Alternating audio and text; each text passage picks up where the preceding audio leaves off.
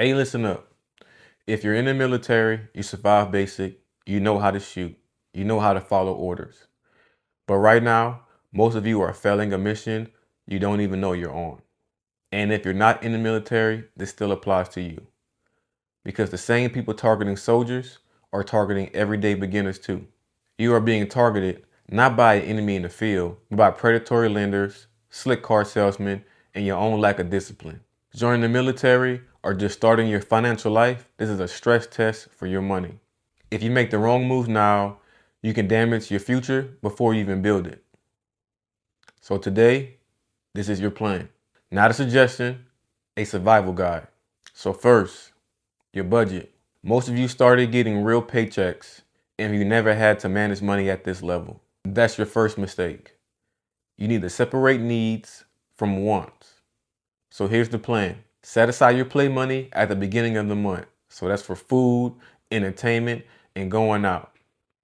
For example, if you give yourself $200 for the month to eat and you blow through that money, that's it.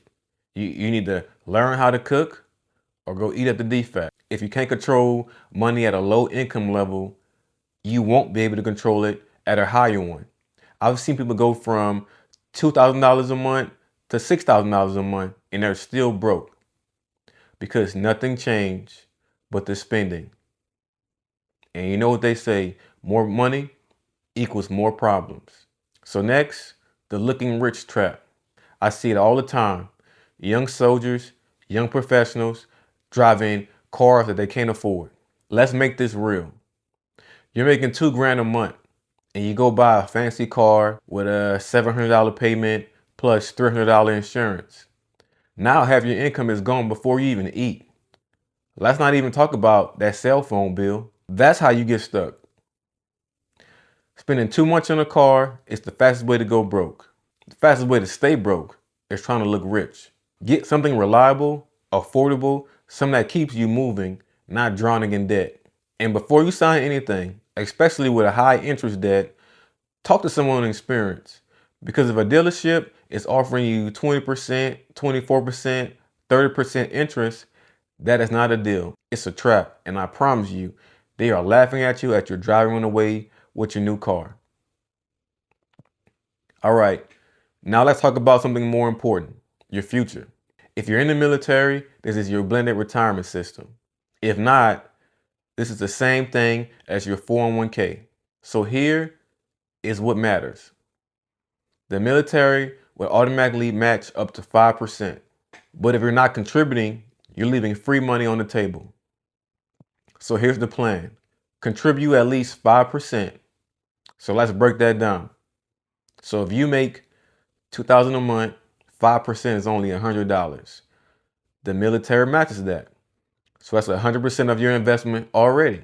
So now you're in at $200 a month going in. At the end of the year, that's $2,400 without even counting growth. Free money is the only guaranteed win in investing. If you're not doing this, you're literally giving away money. Now, where should it go? If you're in the military, your TSP. If you're a civilian, your 401k. Same concept.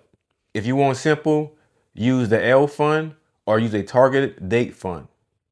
That way you can set it and forget it. For example, if you're 20 years old, putting in $200 a month and you average 10% over time, that can turn into hundreds of thousands of dollars without you doing anything extra. That's the power of consistency.